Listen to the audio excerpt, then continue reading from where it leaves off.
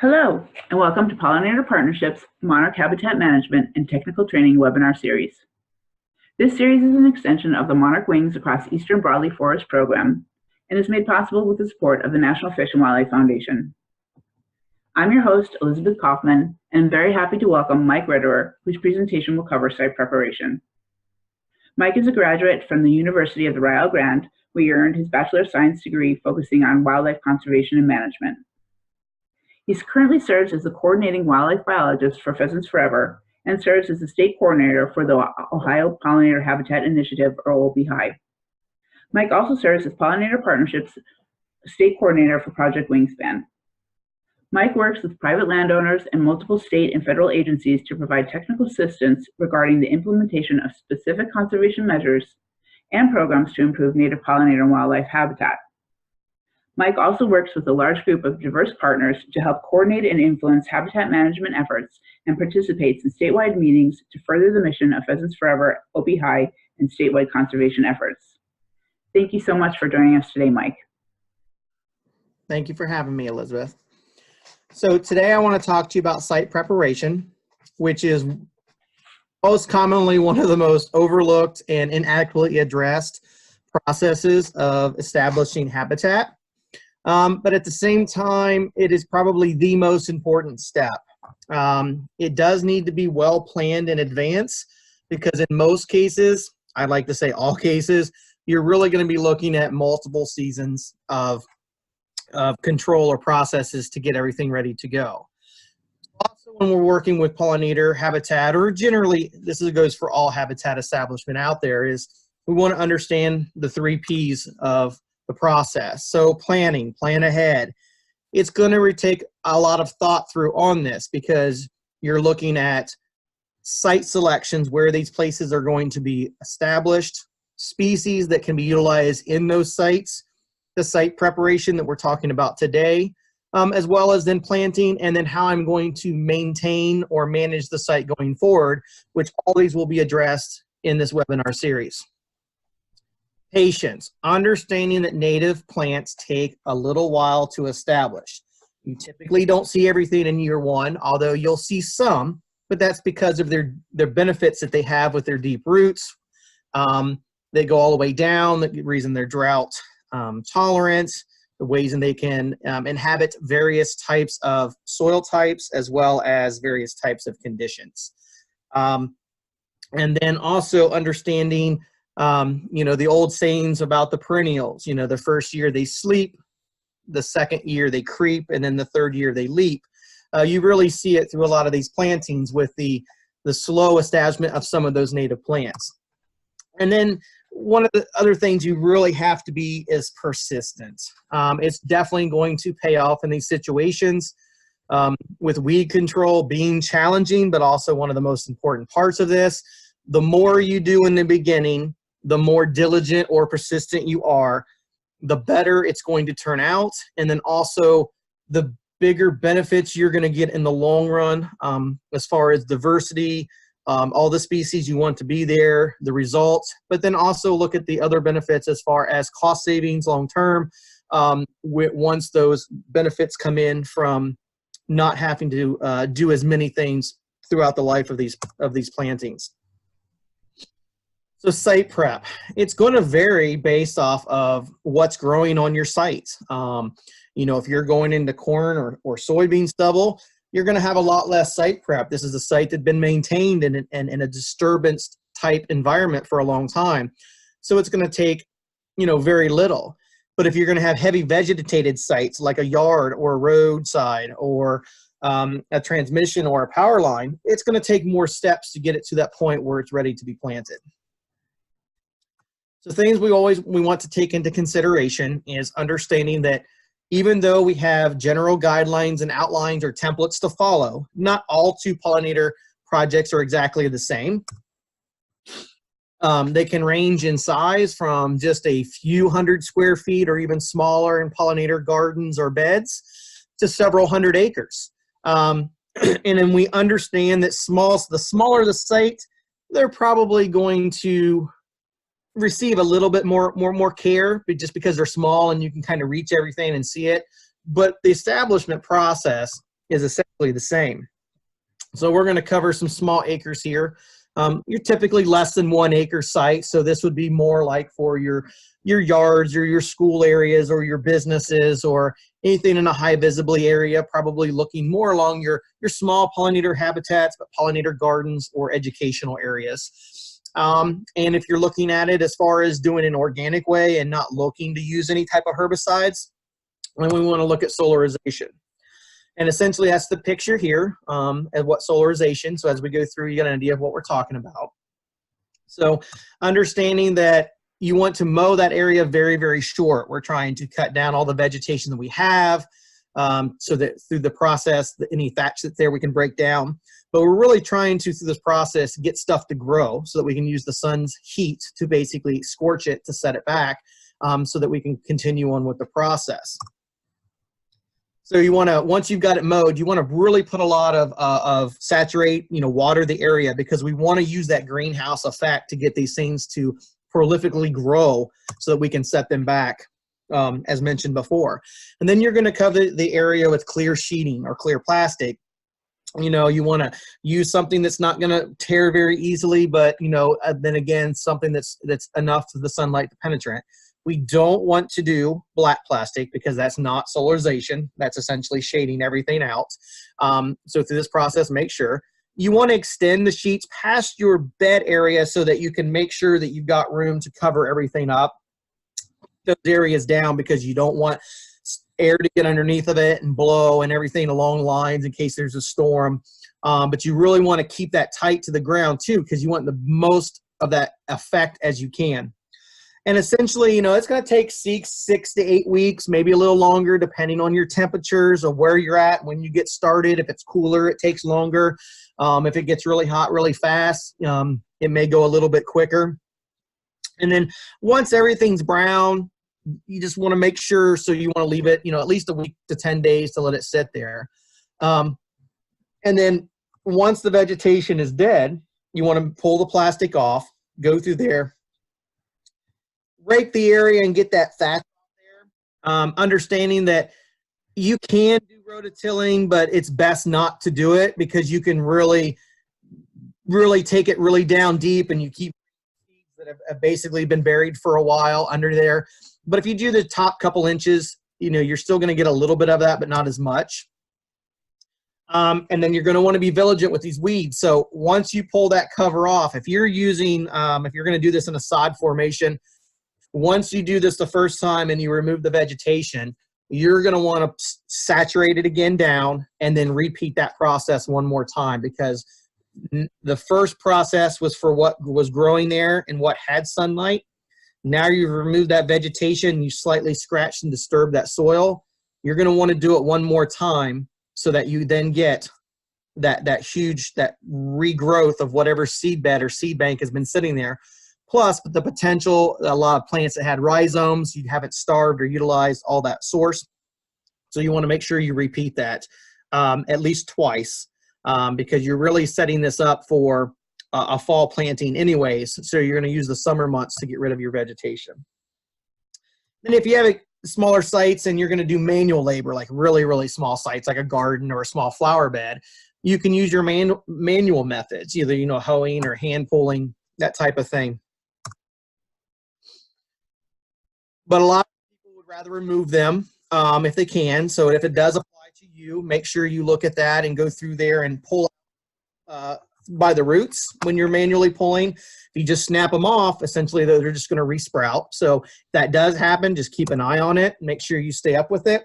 And then as you go through, you want to keep hoeing these off and removing anything out there as they appear. Again, that word persistence, we want to make sure that it's in there and we keep up with these things, because the more you do, the better. If you have this a site that you've got some woody type things, nettles, brambles, you're going to want to cut those back a few times a year to keep that place open.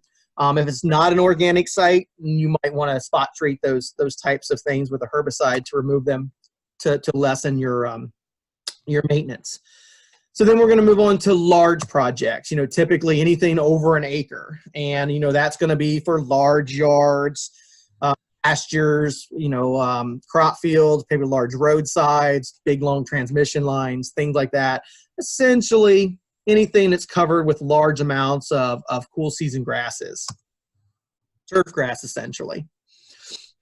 We really want to make sure we're controlling the existing weeds via tillage. Or I'm sorry, if you're trying to control the weeds via tillage, understand that tillage or disking cannot replace herbicide. You can till a field with Kentucky 31 10 times throughout the course of a summer and a fall, and you're still going to have fescue or cool season grasses there. So larger areas, doing this organically via tillage, it's very, very, very, very difficult. So typically we're doing using these with responsible use of herbicides, trying to be as strategic and specific as possible. So using systemic contact herbicides like a glyphosate is very effective, but not all plants. It doesn't work on all of them. We have resistant plants out there. So again, why we have to typically do multiple seasons. And then if we have certain situations with specific plants, we have to look at maybe specialty herbicides, i.e. woodies, or some of our very hardy, undesirable herbaceous plants. But also, whenever you're looking to use herbicides, yes, the labels are there and you can read them, but a lot of times look for one of the experts. We here have Ohio State University extension experts. A lot of state colleges have those, or colleges have extension or people, but you also have the folks that that sell the herbicides, like through co-ops or farming, that can help with that. Sorry. One more. So we're definitely looking at using multiple season approaches, and that's not multiple years, understanding that every year you typically have 3 seasons. Spring is a cool season, and you've got your summer warm months, which is your warm season, and then you get another cool season in the fall, or cool down in most situations. And depending on when you decide to start your project is when that application should take place. So you're either looking at it to start in the fall, finish in the spring, or you're going to start in the spring and finish in the fall, so that you get the most adequate coverage that you can and the best benefits. So if we're starting in the spring and we do our spring herbicide, we definitely want to keep an eye on it a few weeks after, make sure that we got everything knocked back that we wanted, that our rates was fine. There's lots of variables that can go into that, so that can depend on what the success of that control is. And if it's not, you may have to do a second application, or you may have to look at an additional herbicide to go after problem species. And then based off of what you're getting from those results of your first application, we'll kind of set things up onto what you're looking at to do. When are we going to plant our site? You know, through our spring herbicide and then our fall herbicide, did we get our desirable effects? Are we controlling them over the summer? Am I going to be able to do dormant seeding? Or do I need to look at this as going into a spring seeding so that I can have another chance to problem weeds? And a lot of these things you can get an idea of through the when you're doing the site selection and what might be there. But once you remove that existing cover, you are always not sure of exactly what's going to come up. So at that time, really make sure you look at the sites and see what you're getting through that first one, because generally, we want to make sure that we look at that to make sure that it's not going to be a problem and it's going to line up for when we want to do what we want to do. When we're doing our double herbicide applications, again, fall, spring, spring, fall, wherever you have fescue or turf grasses, this is the approach you're going to want to take. It's going to take 2 seasons to set those back, because understanding that when you do things in the spring or the summer, a lot of times you're just suppressing plants, and you got to get them into those seasons where you can get control. And the reasons why, both not with turf grasses, but also with some of our herbaceous plants, like this, for example, is a thistle. We may even want to look at doing herbicide treatments 1 to 2 years in advance to try to get some of these away. Cutleaf teasel is another one that can be very problematic. But understanding that a lot of these plants have huge rhizomes, they do have some massive root systems, there's seed bank there. So through the picture, you see plants that are flowering, you see some middle-sized plants, some very young ones, and then you can see the rhizomes and the plants basically just getting ready to emerge. So understanding that I could spray that thing with a herbicide, I can control all those existing greens that I see, but there are several plants just under the surface that I did not even treat or get on there. There's some herbicides that have residuals, which can be beneficial.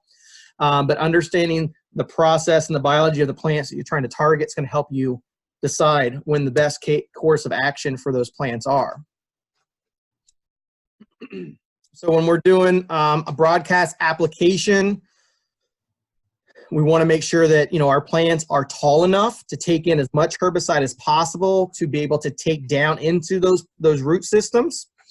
And then that second application, we give them an adequate time for either the seed bank to germ and grow, any plants that we may have just stunted or set back because for one reason or another they didn't take in everything they should have, or other rhizomes to sprout up and to continue. We want to make sure we are at least have that 5 to 7 inches of regrowth so that, again, when we go back with the application, we're getting the desired effect by getting as much uptake from those plants as possible so that we have the least amount of trips out there with the herbicide as possible.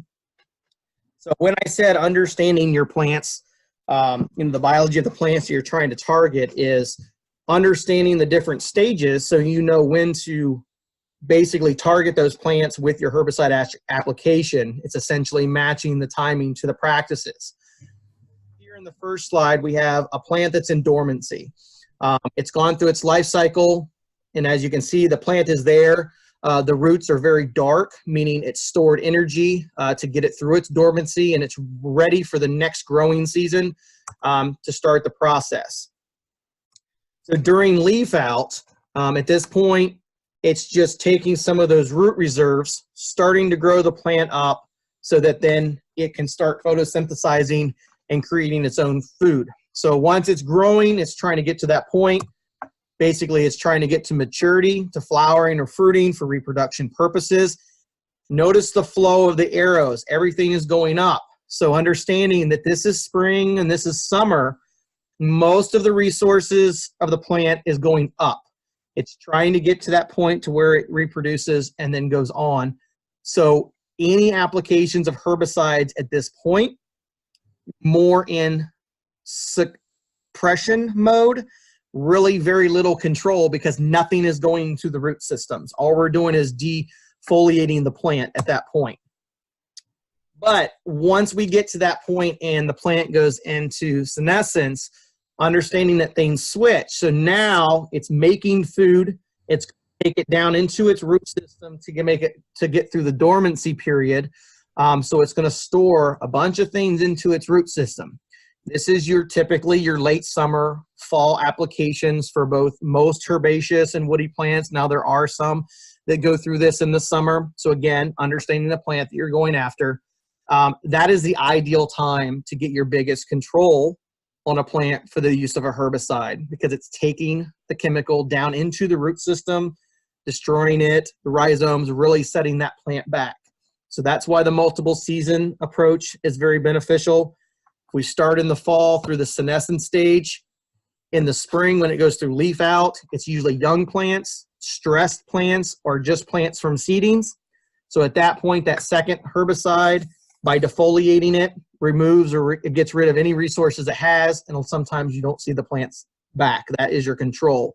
If you start in the spring, you're just stressing your plants out through spring and summer so that hopefully they're a little bit weaker, so that when you get to fall and it want to take those down into its root systems, you already have stressed plants that can't recover. So once you've identified your targeted plants, you've got your herbicide that you're going to use, you've got your timing all picked out. Now you got to kind of figure out, well, how am I going to get this out there? You know, am I, with my foliar applications, what type of am I going to use based off of my weed present out there? So there are lots and lots of different types of applicators that you can choose from depending on the size of your site, the location, your resources, contractors available. and whatnot. But regardless of what you choose, one of the most important things when you're using herbicides, because we want to use them responsibly, is we need to make sure that our equipment is calibrated so that we're getting the adequate or the targeted amount of that herbicide throughout the targeted area that we have, with the least likelihood of having any issues other than where I'm applying the process. So we need to look at the non-selective application methods. So you've got broadcast spraying is commonly used as a non-selective. You can use other methods, but most commonly, if you're spraying a glyphosate, which is a non-selective herbicide, you're broadcasting it over an entire area because it's covering many vegetation types. In addition to where a targeted herbicide, you're probably using more of a targeted approach method, which we'll cover here in a minute. So that's, you know, and then also when you're looking at, you have a few different equipment types to do broadcasting. So you're looking at boom sprayers, which those are the large booms that hang out over both sides of the equipment with the nozzles that hang down. You usually have a large tank go on it. Typically, these are the ones that fit like on ATVs, tractors, aircraft, vehicles, things like that. You usually get large areas and you get a uniform spray across that. And most of your calibration, you know, comes from just the pressure and the nozzles that you choose from. One disadvantage is it's very hard to do this on sloped or steep areas for various reasons. When you cross them, the height of your boom goes up and down. If you're on a slope, you can get one side closer, one side higher, as well as the chemical will move in the tanks on slopes a lot more than it will on regular flat ground. You also have gun sprayers. Essentially, it's a broadcasting method, but instead of applying it through a boom, it's a gun with a trigger on the tip. So you've got one stream. This can be good for woody areas, tall areas, things like Phragmites, sprayers on. They can usually travel, you know, good distances. It's definitely not getting routine coverage over a large area. It's a little bit more specific, but you're definitely putting also a lot more water and chemical out there, so that'll go into your rates because again, you're usually pretty much a higher volume than with the boom sprayers. So now when we're looking at selective ways to put this out there, we're going after maybe a targeted species, a targeted height structure, and then so some of the ways to look at that is like our backpack sprayers, where we're going and doing a spot spraying or handheld. We've got what are called wick applicators that we're going after specific plants and specific structure. So when we're doing spot spraying, you can use a non-selective herbicide like a glyphosate, but typically you're going after this with a specialty chemical because you're targeting a plant or a group of plants. You're walking around and just spraying anything undesirable that you don't want where it needs to be without harming things around it. Now, wicking is a wiping on method. Essentially, it's a bar with a cotton rope that through it that gets saturated, and as you drive over or approach things, it rubs it on. You can do the same thing. You can hand wick as well as use equipment for wicking.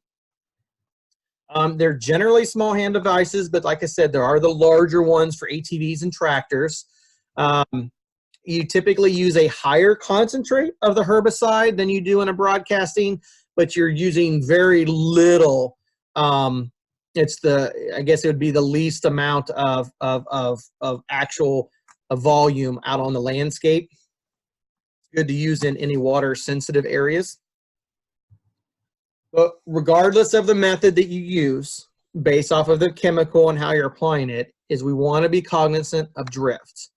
And it is a major concern when you're doing herbicides, is based off of the conditions that are out there, the equipment that I'm using, the herbicide that I'm using, the chemical, and the application method, you know, basically those things can move from my non-targeted area. And the way that happens is through vapor drift or particle drift.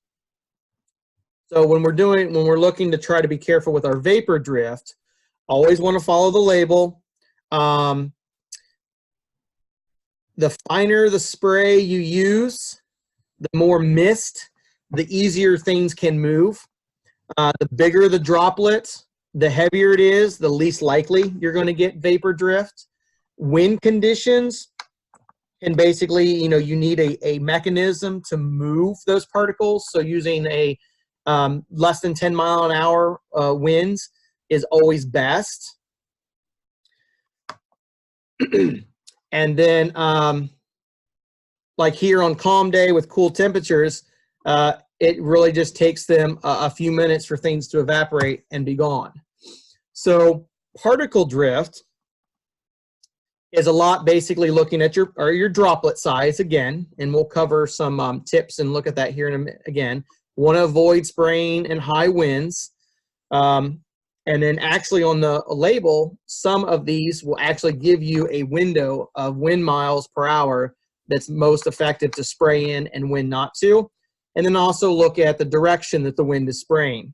You can also use an agent that you can add into your tank mix that can help you reduce the amount of drift that you have, and it is a drift control agent.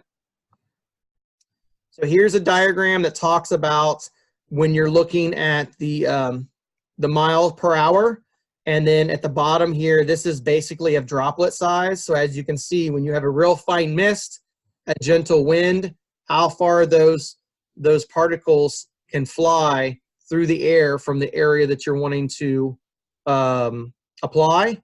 So the height in which you apply is very important based off of the droplet size that you're using. Things to also consider, again, are these equipment settings. Is the best way to address a lot of these issues is through the tips. And you can change those based off of the chemical that you're using and the application method. There are diagrams out there that show you all the different kinds of tips, what they're good for, and then which ones you're going to have based off of pressures. So you always want to look at trying to use the lowest pressure and the largest droplet size that you can use for your effective use of that either application method or herbicide. So some of the things you can do to avoid drift is spraying during earlier in the day or later in the day, when most times our wind velocities are lower, but that's not always, that always doesn't work out. But again, that's something to be cognizant of. And then make sure that you follow those wind velocity charts that are on your side label. Also understand that with low humidity and high temperatures, you can promote drift because of the evaporation of the spray is going up in the air and then will gently move. So optimal conditions are when it's slightly unstable with a very mild steady wind. So you have some humidity in there, temperatures are a little cooler, and then if you always have, you don't want winds coming from various directions, but if you have a steady wind, then you can adjust your application based off of that scenario. But also you have inversion drift that can happen, and essentially during temperature inversions, it's the droplets become trapped like in a cool low area. So essentially if you do spray late in the evening on a warm day, we have the cool evening comes in, it pushes that layer down. Sometimes in the summer when we're driving along, we'll go through a low bottom and you've got that little bit of mist or dense fog. That's essentially the same thing. Your chemicals, your evaporation can't get up in the atmosphere. It's kind of held here and then essentially moves over. So understanding that there are a lot of considerations that go into this that we just want people to be cognizant of. But also understand that low temperatures may be good for spraying also because a lot of our bees or insects may be less active. But also we want to make sure that we understand that toxicity levels of pesticides, they're not able to evaporate, be an uptake. They may remain on the plants and being wet. So again, matching your conditions to what you're looking for and your targeted species and trying to not hurt things is definitely beneficial. So I know that's a lot of information. And again, there are a lot of experts out there through academic groups, through suppliers, professionals that can help you through it. But just understanding the process a little bit better will just help you be a better planner and understand everything that goes into establishing these sites. So thanks again. I want to thank Pollinator Partnership for inviting me to speak. I enjoyed talking with everybody today, and hopefully everybody felt the information will help benefit them. Thank you. Fantastic. Thank you so much, Mike. That was a very informative presentation. And thank you all for your interest.